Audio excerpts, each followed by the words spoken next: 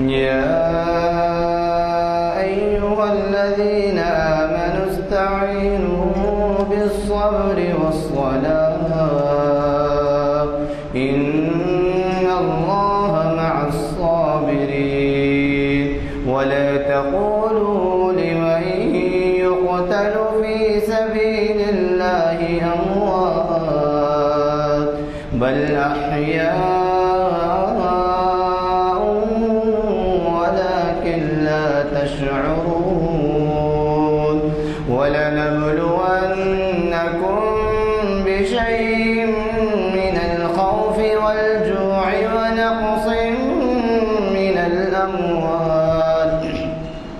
ونقص من الأموال والأنفس والثمرات وبشر الصابرين الذين إذا أصابتهم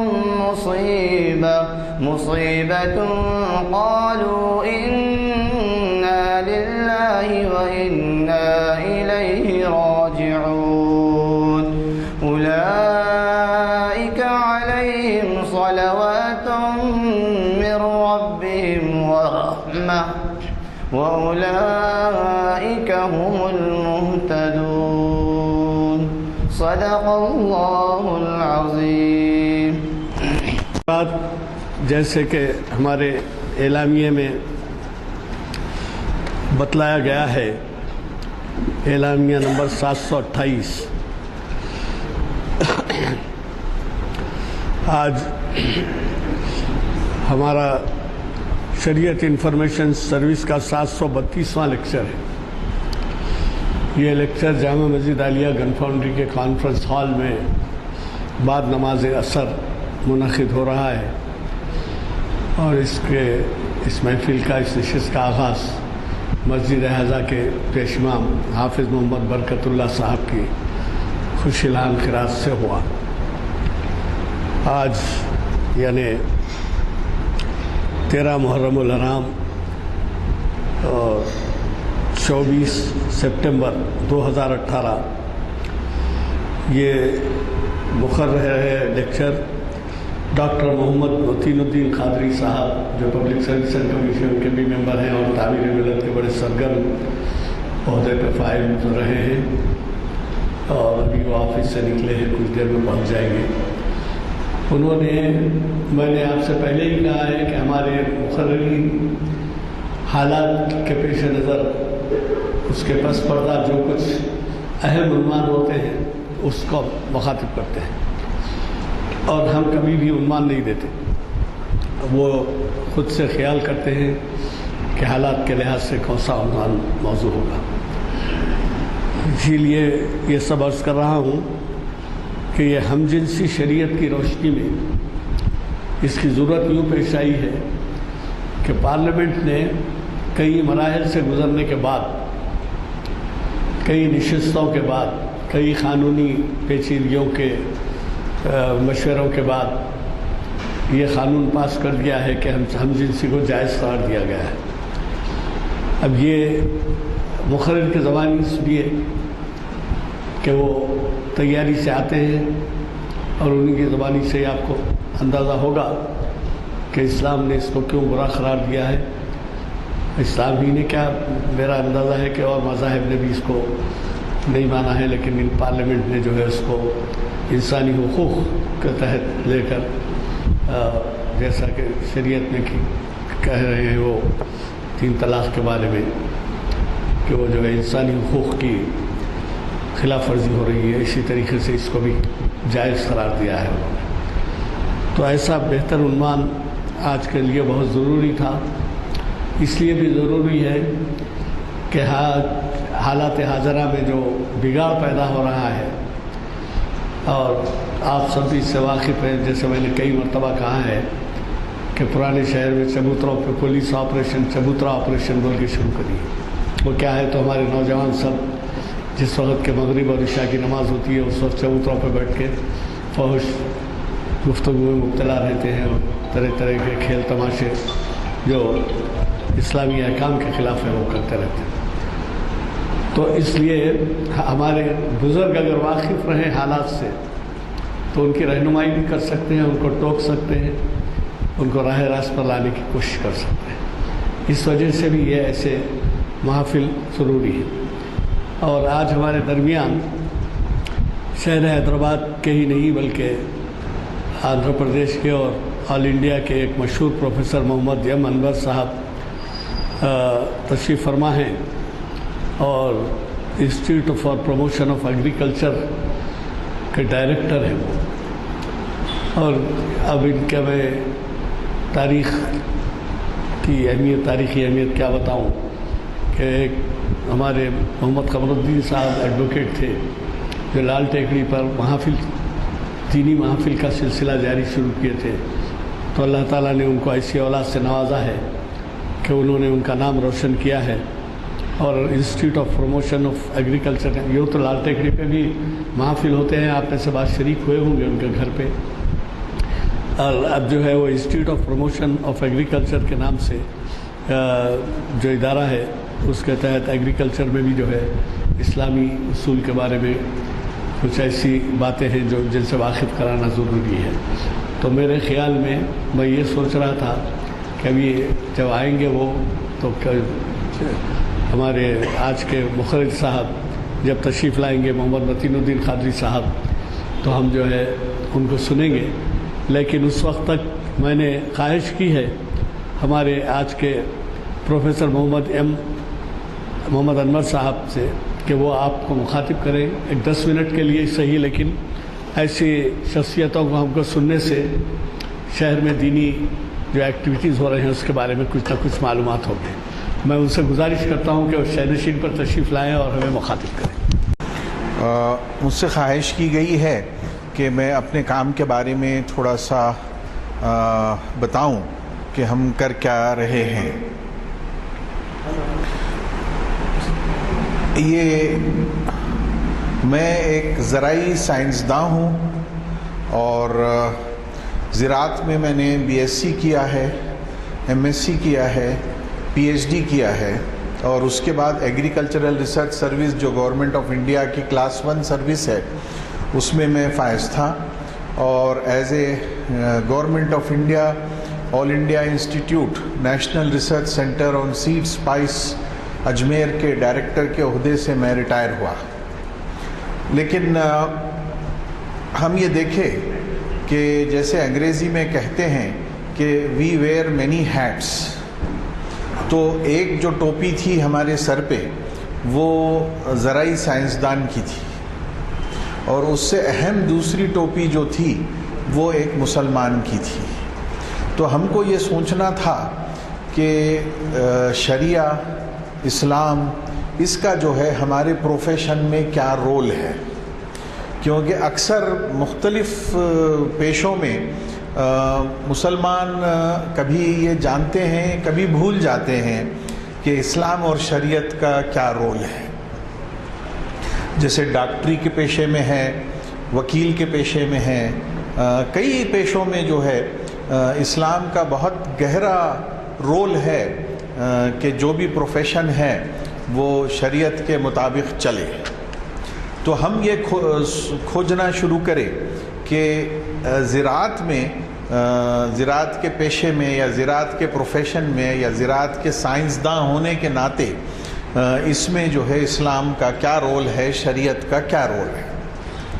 تو پہلے تو ہم لوگ یہ کریں کہ ایک society for promotion of agriculture بنائیں، اور اس کے تحت ہم کسانوں کی مدد کے لیے فری آف چارج ایک پروفیشنلز، جتنے بھی زرعی یونیورسٹی، گورنمنٹ آف انڈیا کے سائنسداں، بینک سے ریٹائر کردہ ایگریکلچر آفیسرز، ان سب کی ایک سوسائٹی بنائیں، اور اس میں اکثریت 99% مسلمان سائنسداں ہیں۔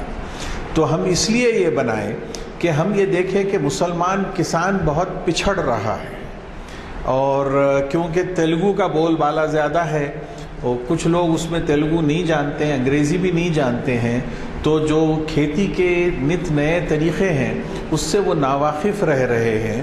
تو ان لوگوں کو جو ہے ہم واقف کرانے کے لیے یہ society for promotion of agriculture ہم لوگ بنائے اور اس کے تحت ہم کام کر رہے تھے، اور اس میں ہمارے سامنے کسانوں کی خودکشی کا مسئلہ بھی آیا۔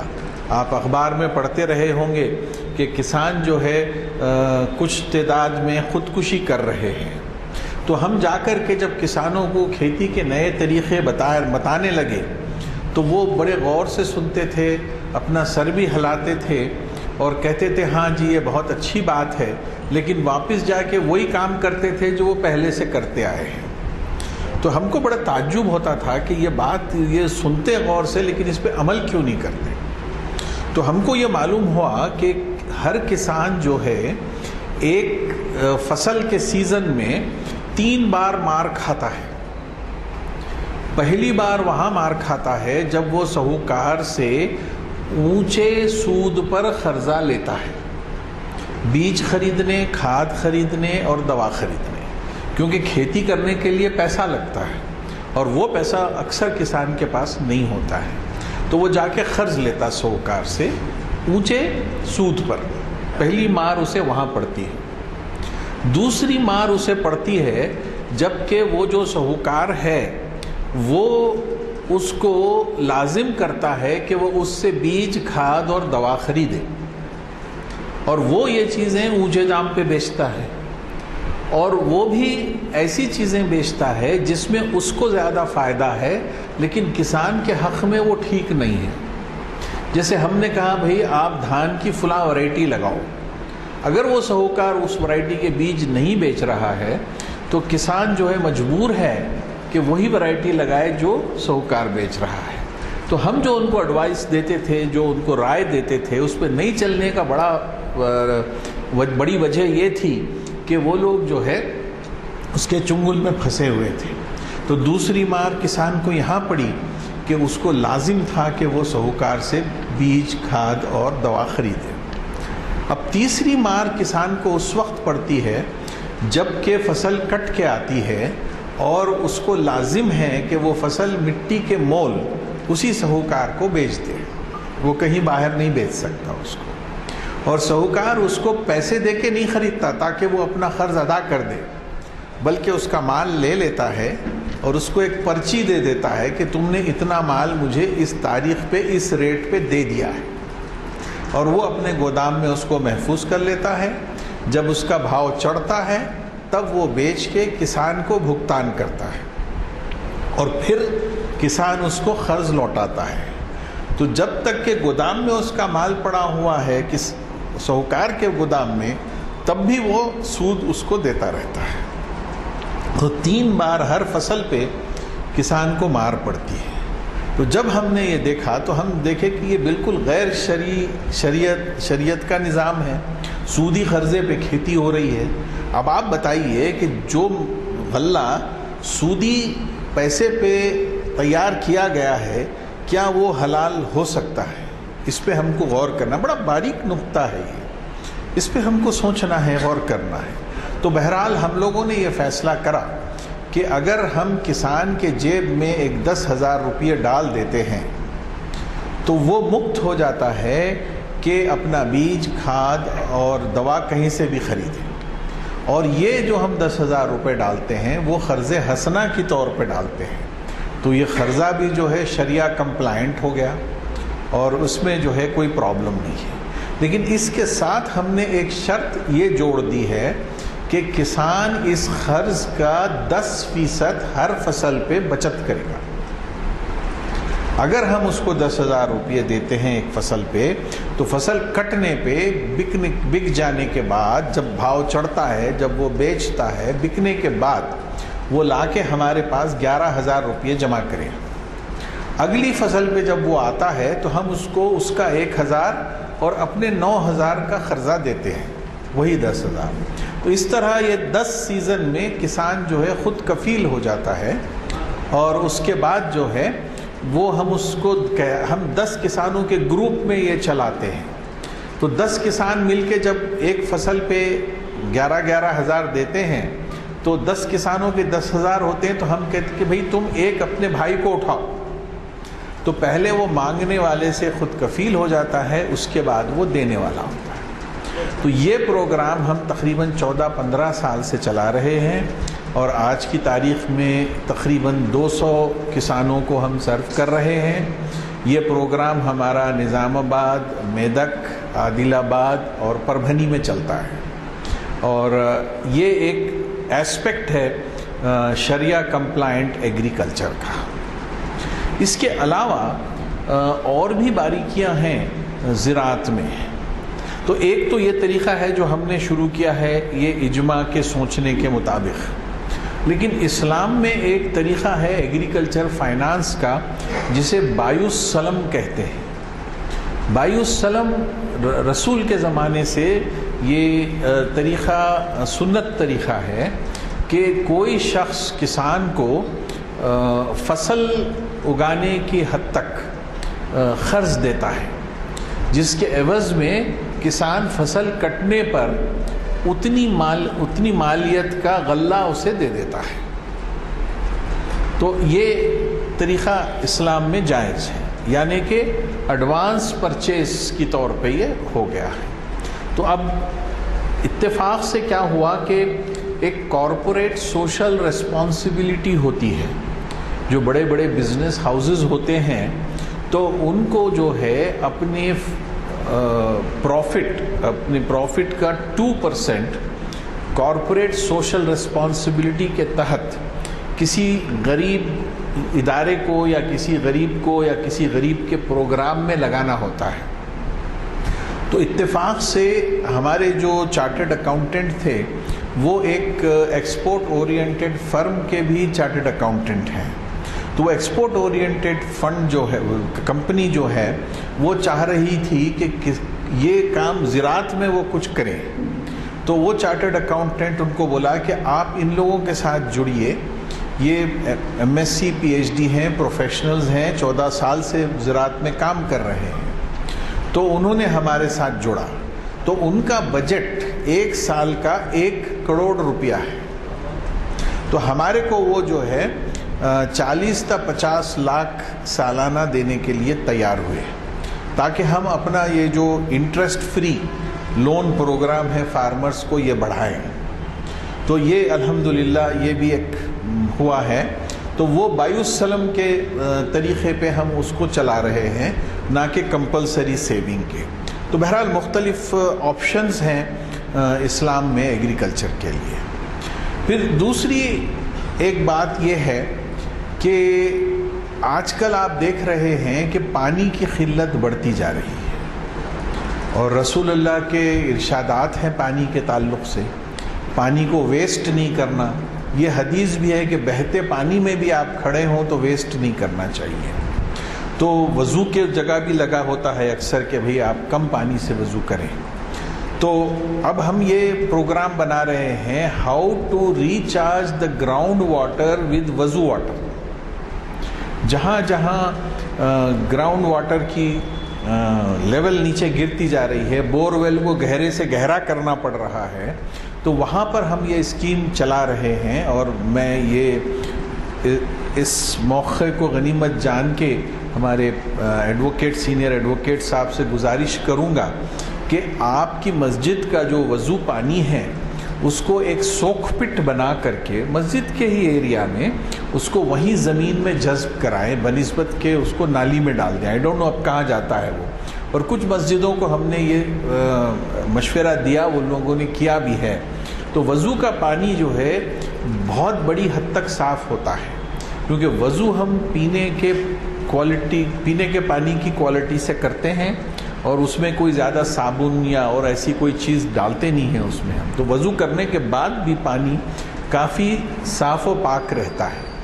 تو اس پانی کو جو ہے اگر ہم بچا لیں یا گراؤنڈ واٹر چارج کرنے کے لیے استعمال کریں تو یہ بہت بڑھیا ہے۔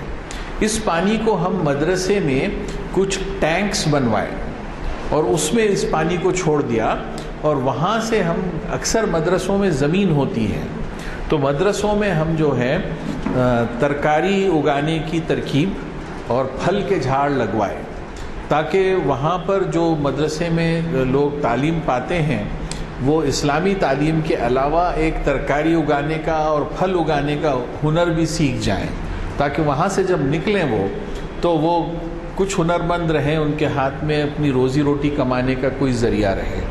تو یہ ہم وضو water for growing vegetables and fruits, یہ بھی ہماری ایک اسکیم ہے جو ہم اس کو چلا رہے ہیں۔ پھر اس کے علاوہ ایک ترکی میں پروگرام ہوا تھا شریعہ کمپلائنٹ ایگریکلچر پہ، جس پہ الازہر یونیورسٹی کے ماہرین آ کے ایز اے فیکلٹی درس دیے تھے۔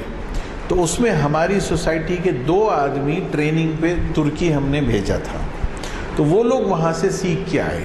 تو اس میں کئی باتیں ہیں۔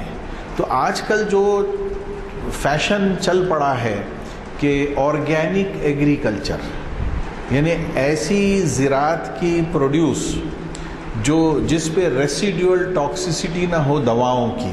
آپ کو معلوم ہونا چاہیے کہ فصل کو بچانے کے لیے، کیڑوں سے بچانے کے لیے، بیماریوں سے بچانے کے لیے کئی قسم کی زہریلی دوائیں اس پہ چھڑکاؤ اور بھرکاؤ کیا جاتا ہے، اور وہ جو ہے اس پہ رہ جاتے ہیں۔ حالانکہ دوا کے پیکٹ پہ لکھا ہوتا ہے کہ آپ فصل کو کاٹنے سے 15 دن پہلے چھڑکاؤ اور بھرکاؤ بند کر دینا چاہیے، لیکن کسان کرتا نہیں ہے، کیونکہ اگر وہ کر دے تو آخری میں کیڑا لگ جائے تو اس کی فصل پہ نقص آ جاتا ہے، اس کی قیمت گر جاتی ہے۔ تو اس کو یہ فکر نہیں ہے کہ میں جو ہے آلو، بیگن، ٹماٹر پہ زہریلا کوٹنگ ڈال کے لے جا کے بیچ رہا ہوں، اس کو اس بات کی فکر نہیں ہے، لیکن اس کو یہ چاہتا ہے وہ کہ میری فصل اچھی دکھے، کیڑوں سے بچی رہے، بیماریوں سے بچی رہے، چاہے اس پہ زہر میں وہ لطف کیوں نہ ہو اور لوگوں کو اس کا نقصان کیوں نہ ہو۔ تو اس کے چلتے آرگینک ایگریکلچر پہ بڑا زور ہو رہا ہے آج کل۔ جو لوگ اس کو جانتے ہیں وہ اونچے داموں ایسی فصل خریدنا پسند کرتے ہیں جس پہ کیٹ ناشک دوائی کا چھڑکاؤ یا بھرکاؤ نہ ہوا ہو، یا جس پہ نیم آئل اور اس قسم کے پیسٹیسائڈ یوز کیے ہوں جن کی ٹاکسیسٹی زیادہ نہیں ہے، زہریلا پن زیادہ نہیں ہے۔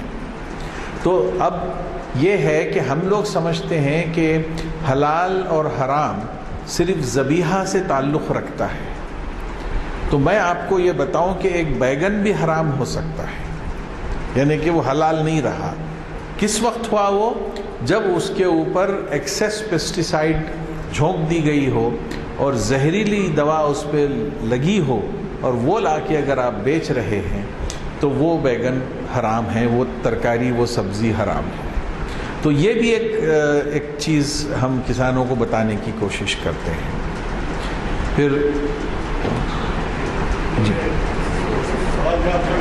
ہاں بالکل پہلا سوال جو تھا جی کہ آپ کے جو اسکیم ہے جی اس پہ اللہ تعالیٰ نے آپ کو توفیق دی، اور میں سمجھتا ہوں آپ کے والد صاحب کا جی حصہ ہے جو ان کی دعائیں الحمدللہ کام ہو رہا ہے، جو انوکھا سمجھ میں آیا۔ جی میں نے اب تک نہیں سنا یہ آپ اس میں کوئی تخصیص ہے کیا؟ مذاہب کسان جو ہے اپنے خاص مذہب سے تعلق رکھے یا کوئی کس میں؟ آپ کی جو ایکٹیویٹی ہے ہاں سب کے لیے ہے یا صرف نہیں سب کے لیے ہے، سب کے لیے مسلمان کسانوں کے لیے؟ نہیں، مگر ہمارے جو بینیفیشیریز ہیں اس میں 90 to 95% مسلمس ہیں۔ ٹھیک ہے، وہ تو بہت اچھی بات ہے کہ جی لیکن آپ جو ہے ایسا کوئی دفتر یا مقام بتائیے جہاں پر ہمارے کچھ لوگوں کے اگر کچھ تعلقات ہیں کچھ کسانوں سے، جی مسلم کسانوں سے، تو یا جی تو آپ کے پاس لے کے آئیں گے بالکل یا آپ کا جو مواد ہے ان تک کمیونیکیٹ کریں۔ بالکل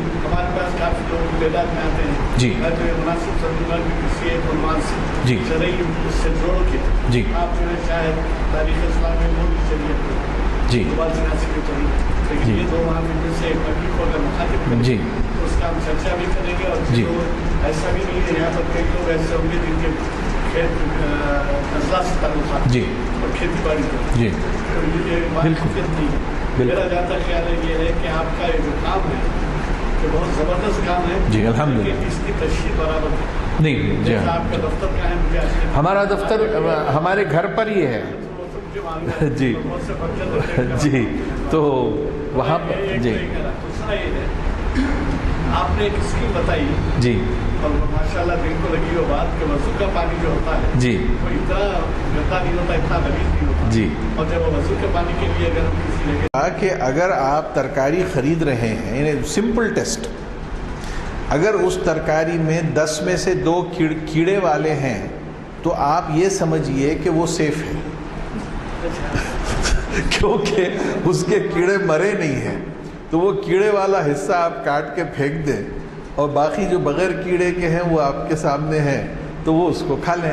تو یہ ایک سمپل ٹیسٹ ہے ایک دم، کیونکہ اگر جس پہ دوائی اچھی مقدار میں چھڑکی گئی ہو تو اس پہ کیڑا نہیں آتا. آپ دیکھیں گے کبھی ترکاری کاٹتے وقت جو ہے اس میں سے ایک کیڑا نکل جاتا ہے، آپ سمجھیے کہ وہ ترکاری ضرور حلال ہے.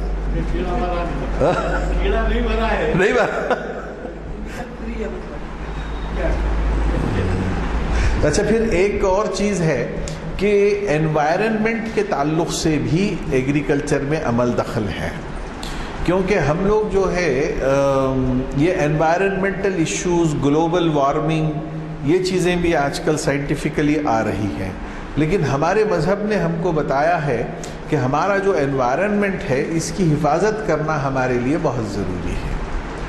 جیسے پانی کو بچانا اور زمین کو ضرورت سے زیادہ کیمیائی کھادیں ڈال کے خراب نہیں کرنا اور زمین میں اچھی مٹی لا کے ڈالنا. یہ آج کل جو ہمارے تلنگانہ گورنمنٹ میں یہ جو تالابوں کو ڈی سلٹنگ کر رہے ہیں، یعنی اس سوکھنے پہ اس کی مٹی اٹھا کے نکال رہے ہیں، تو وہ مٹی بڑی زرخیز ہوتی ہے، تو اس کو کھیتوں پہ ڈالنے کا کام بھی ہماری سوسائٹی کی طرف سے ترغیب دے رہے ہیں ہم لوگ، یعنی سوئل ایمیلیریشن، سوئل امینڈمنٹ، اس قسم کی باتیں. صاحب ایک چیز آپ بتائیے جی کہ ابھی آپ فرمائیں کہ ترکاری کو اگر کیڑ لگ گیا ہے جی تو وہ کھانے کے قابل نہیں کرتے اور کیڑا بھی مرا ہے. جی یہی رول کسی چیزوں پہ بھی اپلائی ہوتا ہے. بالکل. کیونکہ ہمارے پاس ایک عام محاورہ ہے، کیڑ لگ گیا، کیڑ لگ گیا، ہاں. تو یہ صرف ترکاری کی حد تک ہے. نہیں، ہر چیز کی حد تک ہے. اگر کیڑ کسی اناج میں لگا یا دال میں لگا یا جس کسی میں لگا، اس کا مطلب اس میں زہر کی مقدار کم رہی ہے، لہٰذا اس میں کیڑا پنپا ہے. تو کیڑے کو ہٹا دیں، اس کو دھو لیں، صاف کر لیں اور کھا لیں. میرے خیال سے وہ ایک بڑا سمپل سا ٹیسٹ ہے. نہیں کرتے کہ کیڑ لگ گیا نہیں پھینکنا نہیں. جی جی مینگو، ہاں ہاں ہاں تو ہے. اب دیکھیے یہ جو جھگڑا ہے نا کیڑوں کا اور زرعی سائنسدانوں کا، یہ بہت پرانا ہے، 2-3 صدیوں سے چل رہا ہے. پہلے جو ہم کیڑوں کو مارنے کے لیے زہر مارتے تھے فصل پہ، وہ جو ہے اتنا ایفیکٹو نہیں ہوتا تھا، پورے کیڑے نہیں مرتے تھے. اب نئے نئے طریقے اور کیا بولنا چاہیے پوٹینٹ، یعنی تیز زہر ہم بنانے لگے ہیں تاکہ سارے کیڑے مر جائیں. ہیلی کاپٹر سے، ہاں وہ ہیلی کاپٹر سے، ہوائی جہازوں سے ہم اسپرے کرتے ہیں. تو اب دیکھیے اس میں ایک بڑی ڈیبیٹ چلتی ہے کہ بھئی ایک نارمن بورلاگ کر کے سائنٹسٹ تھا، تو اس نے بولا کہ میں اتنا اناج پیدا کر لینا چاہتا ہوں کہ کوئی غریب بھوک کے مارے نہ مرے، اس کے باوجود کہ اس میں تھوڑا سا زہر رہے. کیونکہ فصل کی تعداد بڑھانے کے لیے پیسٹیسائڈ مارنے سے اس کی ییلڈ بڑھ جاتی ہے، کیونکہ کیڑ اس کو نہیں لگتا، کیڑ اس کو کھاتا نہیں. لیکن اگر وہ اس پہ رہ جاتا ہے تو وہ یقینی ہم کو نقصان پہنچاتا ہے، لیکن فوری نہیں مارتا، سلو پوائزن ہے. تو وہ بولا کہ غریب کو بھوکا مرنے سے بہتر ہے کہ تھوڑا سا سلو پوائزن لے لے.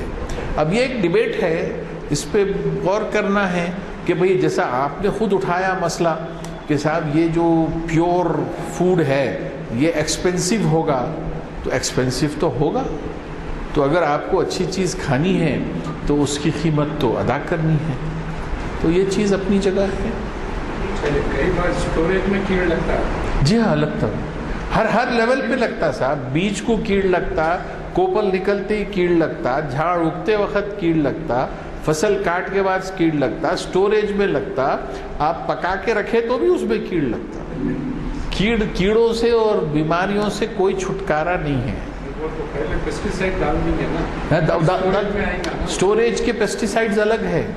آپ کو معلوم ہونا چاہیے یہ جو ایف سی آئی کے گودام ہیں فوڈ کارپوریشن آف انڈیا کے, تو ان کے پاس ایسے وہ ہوتے ہیں کانچ کے وائلز ہوتے ہیں جو پٹھے کے اس میں رہتے ہیں, تو اس کو پھوڑ کے وہ تھیلوں کے بیچ میں ڈال دیتے ہیں, اس سے وہ فیومیگیشن ہوتا ہے.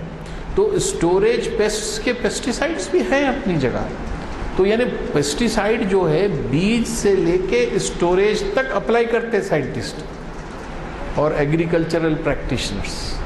یہ نہیں ہے کہ نہیں کرتے, کیونکہ اگر نہیں کریں گے آپ تو لازم ہے اس چیز کو جو ہے بیماری یا کیڑا کھا جائے گا.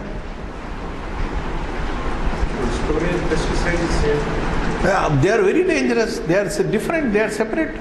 اس میں فیومیگیشن ہوتا. فیومیگیشن کا مطلب جیسا گودام بند رہتا ہے نا, اس کو بالکل بند کر دیتے ہیں اور اس میں سے وہ جو شعائیں یا بھاپ اس کی پیسٹیسائڈ کی نکلتی ہے تو وہ پورے گودام کو وہ کر دیتی ہے. تو جس وقت وہ پھوڑ کے دوا اس میں پھینکتے ہیں پھر دروازہ بند کر دیتے ہیں. اس کے بعد اس میں کوئی شخص داخل نہیں ہوتا. اگر کوئی داخل ہو جائے تو وہ مر سکتا ہے یا کم از کم بیمار تو ہو ہی سکتا ہے. تو اس طرح جو ہے وہ فیومیگیشن اس کو بولتے ہیں. تو یعنی اس کی جو فیومز نکلتے ہیں تو وہ سانس لینے سے کیڑے جو ہے مر جاتے ہیں. اور اچھا کیڑے جو ہے اناج پہ انڈوں کی شکل میں رہتے ہیں. پھر آپ جب گودام میں رکھ دیتے ہیں اس کو تو پھر 20 دن 1 مہینہ اس کے بعد وہ انڈے پھٹتے ہیں, پھر اس میں سے کیڑے نکلتے ہیں. تو وہ انڈے اتنے چھوٹے ہوتے ہیں کہ اپنی نظر کو نہیں دکھتے وہ. تو اس لیے وہ اس کو فیومیگیشن کرتے ہیں کہ تاکہ جب بھی اس میں سے اس کے جو کیٹرپلرز ہیں وہ نکلیں تو وہ مر جائیں. تو سب سے خطرناک جانور تو انسان ہے نا, وہ ہر چیز کو مارنے. ایک چیز اور جی ظاہر متعلقہ بات ہے کہ ہم کئی چیزیں ایسی ہوتی ہیں, ترکاری ہو, گوشت ہو یا مچھلی ہو یا کچھ پھل ہو, آج کل فروٹ کا استعمال کرتے ہیں. جی تو یہ فریج کے استعمال میں جو لوگ رکھ کے کھاتے ہیں جی اس میں طرح طرح کی باتیں سننے میں آتی جی ہیں کہ بھائی انفیکشن ہوتا ہے اور نہیں ہوتا اور جی جی. یہ فریج کے استعمال کے تک کے ریسٹرکشن بتائیں گے. دیکھیے فریج جو ہے ٹیمپریچر کو لو کر دیتا ہے اور ہائی ٹیمپریچر میں فوڈ اسپوائلیج بہت تیزی سے ہوتا ہے. اس میں جو کھانے کو خراب کرنے کی جو بیماریاں ہیں, کیڑے ہیں یا فزیولوجیکل پروسیسز ہیں وہ بہت تیزی سے ہوتے ہیں ہائی ٹیمپریچر میں. جوں ٹیمپریچر لو ہوتا جاتا ہے یہ چیزیں دھیرے ہو جاتی ہیں, تاکہ جب فروزن فوڈ رہتا ہے تو اس میں نئی کے برابر کچھ ہوتا ہے. جیسے اگر آپ نے سنا ہوگا کہ ہمالیہ کے برفیلی چوٹیوں میں جہاں پہ کیا کہتے ہیں اس کو برف کی ندیاں بہتی ہیں, تو اس میں جو لوگ مرے تو ان کے مردے 40-50 سال کے بعد بھی ایسے نکلے جیسے کل مرے. جبکہ اگر ہمارے اس میں دیکھیں, اگر آپ مردے کو 2 دن کھلا رکھ دیں حیدرآباد کے حساب میں تو وہ اس میں سے بدبو نکلنا شروع ہو جاتی ہے. تو ٹیمپریچر کے لو کرنے سے فوڈ کی سٹوریج ایبیلٹی بڑھ جاتی ہے, اس کا سپوائلیج ریٹ سلو ہو جاتا ہے. تو اس میں کوئی برائی نہیں ہے. لیکن دوسری برائیاں یہ ہیں جیسے گوشت میں آپ نے بتایا, تو اس میں آج کل جو ہے جو خصوصاً چکن ہے, اتنا ہائی ہم چکن کو جو ہے دوائیں دے رہے ہیں اینٹی بایوٹکس وغیرہ کہ چکن کے گوشت میں وہ اینٹی بایوٹکس آ جا رہے ہیں, اور اس کو جب ہم کھا رہے ہیں تو ہمارے لیے وہ جو ہے نقصان دہ. تو دودھ جو ہے ہم بھینسوں کو انجیکشن دے دے کے نکال رہے ہیں, تو اس سے بھی جو ہے وہ نقصان دہ ہے. تو اس قسم کی باتیں. اور ایک تو ریسرچ یہ ہوئی تھی جس زمانے میں حیدرآباد میں انگور کی کھیتی بہت زیادہ ہوتی تھی تو انگور پہ اتنا دواؤں کا چھڑکاؤ ہوتا تھا کہ وہ جو عورتیں جو دوا چھڑکتے تھے ان کی سانس سے اور ان کی جلد سے ان کے جسم میں دوا جا کر کے وہ ماں کے دودھ میں وہ زہر آ گیا. اتنا بھینکر اس کا اثر ہوا تھا. یعنی ماں کا دودھ جو سب سے پیور سمجھا جاتا ہے اگر وہ خود کنٹامینیٹ ہو جائے پیسٹی سائیڈ سے تو آپ سوچئے کہ پیسٹی سائیڈ کا استعمال کتنا زیادہ ہے اور یہ چیز کتنی خطرناک ہو سکتی ہے. لیکن یہ ہے کہ اس کو آپ کھائیں گے تو آپ کو جیسے نوزیا ہوگا, سر درد کرے گا, چکر آئے گی, اس قسم کی باتیں ہوں گی, آپ مریں گے نہیں اس سے. مگر یہ کون چاہے گا کہ ہم صحت خراب کر لیں, ہم کو چکر آنے لگے یا ہمارے سر درد کرنے لگے یا ہمارے تھکن محسوس ہونے لگے. تو یہ نقصانات ہیں ہائی ریسیڈیول ٹاکسیسٹی کے.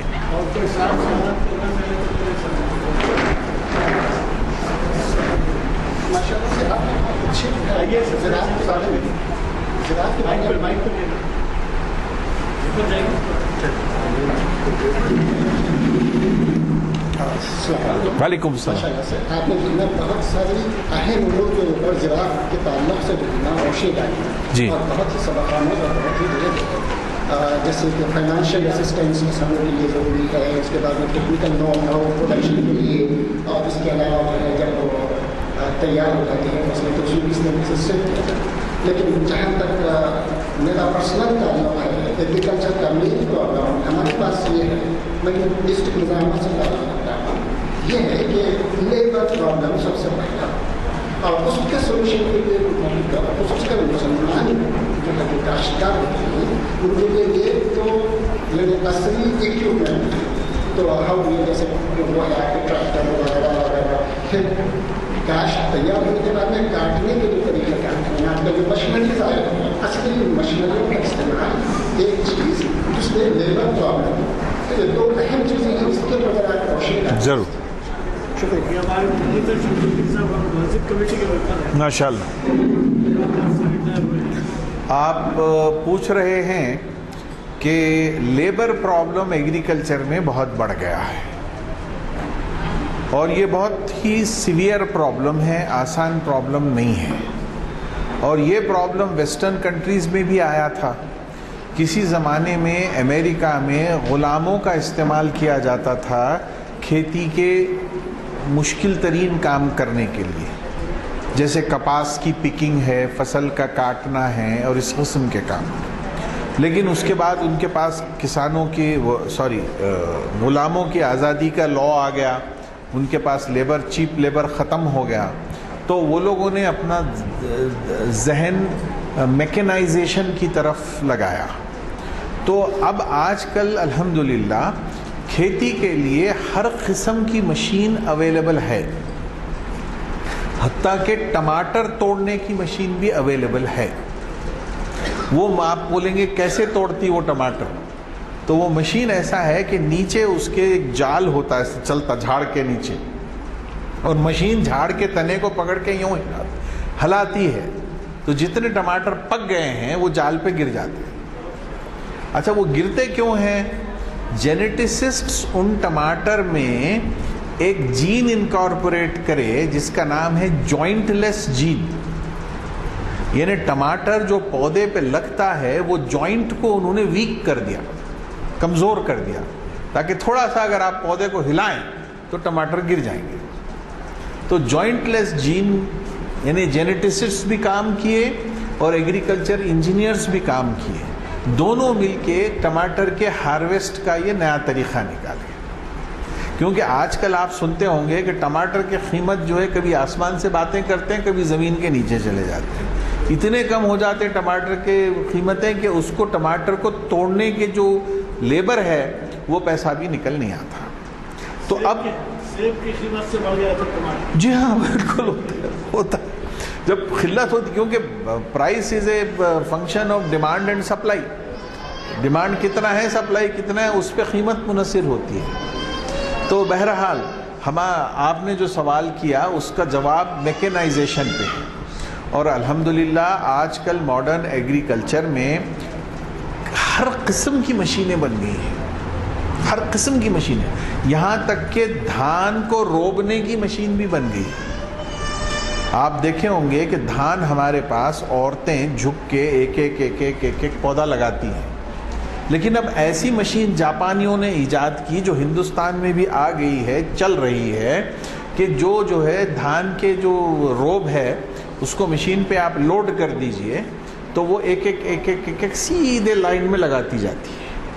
تو ہر قسم کی مشین، کھیت تیار کرنے کے لیے، بیج لگانے کے لیے، اس کے بعد اس میں انٹر کلچر کرنے کے لیے، یعنی کھل پتوار گھاس واس نکالنے کے لیے، اور اسپرے کرنے کے لیے، کلچائی، اور پھر کاٹنے کے لیے، اس کے بعد تھریشنگ کے لیے، تو جو ہے machine A to Z machines available ہیں۔ لیکن پرابلم یہاں پر یہ ہے کہ مشین کو چلنے کے لیے تھوڑی سی جگہ ہونی چاہیے۔ اب ہمارے کھیت جو ہے چھوٹے چھوٹے ہیں، 1.25 ایکڑ، 1 ایکڑ، آدھا ایکڑ، تو اب اس پہ مشین کیا چلے گی؟ تو اس کے لیے ایک الگ سسٹم اپنانا ہے کہ وہ کوآپریٹیو ایگریکلچر اور ڈی فریگمنٹائزیشن آف دا فارمز، کئی اسٹریٹجیز ہیں اس میں۔ تو بریفلی ہماری سوسائٹی کو جو ہم کو 30 تا 50 لاکھ کا جو گرانٹ مل رہا ہے، تو اس میں ہم مشینری کسٹم ہائرنگ سینٹر بھی لگا رہے ہیں، جس میں ہم لوگ 1 سے 2 ٹریکٹر اور کئی قسم کے انٹر کلچر آپریشنز کے ایکوپمنٹ جو ہے ہم خرید کے رکھیں گے، اور کسان کو جو ہے وہ ہائرنگ پہ دیں گے، تو وہ جو ہے ان کے کھیت کو وہ جوتے گا، اس کی کلچائی کرے گا، اور جو بھی ہے حالت وہ کرے گا۔ تو مشینری از دی آنسر، اور اس کا سب سے بڑا ہندوستان میں بھوپال میں ہے Indian institute of agricultural engineering, جو ہر قسم کی مشینری بناتے ہیں، ایون جو سکل جو دراتی ہوتی ہے نا، اس کو بھی انہوں نے امپروو کیا ہے۔ تو بہرحال ہر لیول پہ وہ کام کرتے ہیں، ہینڈ ٹولز کو بھی امپروو کرتے ہیں، بڑی بڑی مشینیں بنا رہے ہیں، اور ہر قسم کی چیزیں۔ اور آج کل تو کمبائنڈ ہارویسٹرز آپ نے دیکھا ہوگا کافی عام ہو چکے ہیں۔ پہلے صرف گیہوں میں کمبائنڈ ہارویسٹنگ ہوتی تھی۔ کمبائنڈ ہارویسٹر کا مطلب یہ ہے کہ جو مشین کھیت پہ چلتی ہے تو وہ فصل کو کاٹتی ہے، اس کو تھریشنگ کرتی ہے، اس کو ونوئنگ کرتی ہے، اور اس کے بعد گرین جو ہے وہ ساتھ میں اس کے ایک ٹرک چلتا ہے تو اس میں وہ ڈال دیتی ہے، پورے آپریشنز A to Z وہ کر دیتی ہے۔ تو اب کمبائنڈ ہارویسٹرز جو ہے دھان کے لیے بھی آ چکے ہیں، اور ہمارے پاس بڑی کثرت سے حیدرآباد میں اور اس کے اطراف کے ضلعوں میں استعمال ہو رہے ہیں۔ جی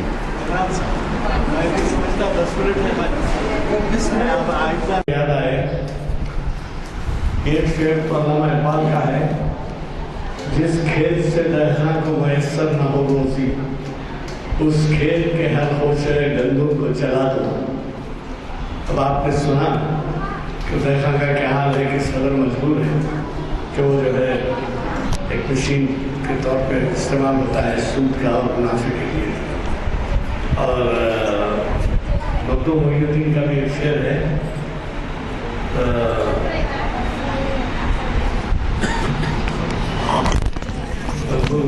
بہرحال دہقان کے بارے میں ہے وہ شعر بھی۔ مجھے خوشی اس بات کی ہے کہ آج یہ سمجھنا چاہیے کہ اللہ تعالیٰ کی طرف سے بھی انتظامات ہوتے ہیں۔ ہمارے آج کے جو مخرج صاحب ہیں، وہ اتفاق کی بات تھی کہ ایک جگہ مجھے موقع ملا ہمارے ہینڈ بل دینے کا، جو اعلامیہ ہے دینے کا، تو اعلامیہ سے متاثر ہو کے یہاں تشریف لائے اور مجھ سے کہنے لگے کہ آپ کا اعلامیہ جو تھا وہ دعوت نامہ تھا میرے لیے، اور اللہ تعالیٰ نے یہ انتظام کیا کہ ظاہر ہے کچھ مجبوری تھی ہمارے آج کے مخرج متین صاحب کی، وہ مجبوری کے تحت نہیں ہے، ورنہ وہ ہمیشہ پابندی سے آتے ہیں۔ ظاہر ہے کہ مجبوریات ہوتی ہی بازار۔ اللہ تعالیٰ کا شکر ہے کہ ہمیں ایسا آلٹرنیٹ مخرج ملا جس کا کہ آپ کو اندازہ ہوا ہوگا. پہلے تو یہ کہ سائنسدانوں کی کمی ہے. ابھی عارف الدین صاحب نے ایک محفل بلائی تھی پروفیسر احمد ماں کے ہمدرد یونیورسٹی کے, ان کو اعزاز ان کے لیے اعزاز کے طور پہ. تو اس میں یہ معلوم ہوا تھا کہ ہمارے ملک میں سائنسدانوں کی بہت کمی ہے, خصوصاً مسلمان.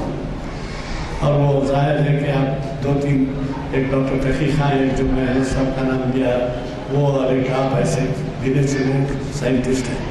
اور تحقیقہ صاحب تو مخاطب کرتے ہی رہتے ہیں کیونکہ بالیات کے بھی ماہر ہیں, لیکن ہمیں دوسرے سائنسدانوں سننے کا موقع نہیں ملا تھا. اللہ تعالیٰ نے ایسے میں موقع دیا اور ہمیں اندازہ نہیں تھا کہ آپ کو اتنے استفادے کا موقع رہے گا. مجھے یقین ہے کہ آپ یقینی طور پر اپنے ایسے اضلاعی رشتے داروں کو, عزیزوں کو آپ رکھیں گے, اطلاع دیں گے اور آپ سے پتہ لے کر آپ کے خدمات سے استفادہ کریں گے. تو ایسے میں نے گزارش کی ہے کہ آپ کسی ایک ایسے عنوان سے جو دینی مفہوم بھی رکھتا ہو اور پھر عام فہم بھی ہو, عام طور پر فائدہ اٹھایا جا سکے, ویسا کوئی عنوان میں دے تو اگلے کسی نہ کسی تاریخ اسلام کے یا شرعی انفارمیشن کے محافل میں آپ کا ہم ایک لیکچر رکھیں گے جس سے ہم استفادہ کریں گے. اور یہ میں آپ سے یہ بھی کہوں گا کہ آپ اس کے بھی ہمیشہ کوشاں رہے ہیں, باوجود اس سے کہ سائنسدانوں میں یہ شعور کم پایا جاتا ہے, لیکن ملت کے کاموں میں بہت آگے بڑھے ہوئے ہیں. اور وہ آبائی ہے ان کا کہ جس سب میں نے کہا خمودین صاحب جو ایڈوکیٹ تھے لال ٹیبل پر, ان کے گھر پہ محافل ہوتے تھے اور اس میں جو ہے دینی باتیں, دینی امور, یہاں کے ہی ایسے آپ کے مقررین آئے جو وہاں پر بھی میں نے ان کو سنا ہے. تو اب ان کے نام لینے کا تو وقت نہیں ہے, لیکن یہ ہے کہ آپ اپنے گھر پہ بھی محفل سجاتے ہیں اور محفلوں میں ایسے لوگوں کو بلاتے ہیں جو استفادہ بہت زیادہ اچھی طرح سے کرتے ہیں. مجھے کبھی توقع ہے کہ آپ ہم سے تعاون فرمائیں گے. اور میں نے جیسے کہا ہمارے یہاں کوئی ایسا معائنے کے بعد آپ جگہ بتائیں جہاں وضو کے پانی کو ہم جو ہے پھر اس کے انتظام کے لیے جو کچھ ہو سکتا ہے کوشش کریں. تو دعا کے لیے دعا آئیے, دعا آئیے آئیے آئیے, کوئی نہ کوئی دعا کریں. آتنا في الدنيا حسنة وفي الآخرة حسنة وقنا عذاب النار. ربنا ظلمنا أنفسنا وإن لم تغفر لنا وترحمنا لنكونن من الخاسرين. ربنا لا تزغ قلوبنا بعد إذ هديتنا وهب لنا من لدنك رحمة إنك أنت الوهاب. اللهم أعني على ذكرك وشكرك وحسن عبادتك. یا اللہ تو ہماری اس محفل کو قبول فرما, اس کے اندر جو باتیں کہی گئی ہیں اس کے اوپر عمل کرنے کی ہم سب کو توفیق نصیب عطا فرما. یا اللہ تو ایمان کی حالت میں خاتمہ بالخیر فرما. یا اللہ تو ہم سب کو صحت کاملہ عاجلہ اور صحت کاملہ نصیب عطا فرما. یا اللہ جن کے جس قسم کے مسائل ہیں اللہ تعالیٰ اپنے فضل و کرم سے اس کی جو ہے اس کا مداوع فرما. اللہ تو سب امراض سے سب کو شفا کاملہ نصیب عطا فرما. الحمد للہ سبحان ربک رب العزت عما یصفون وسلام علی المرسلین والحمد للہ.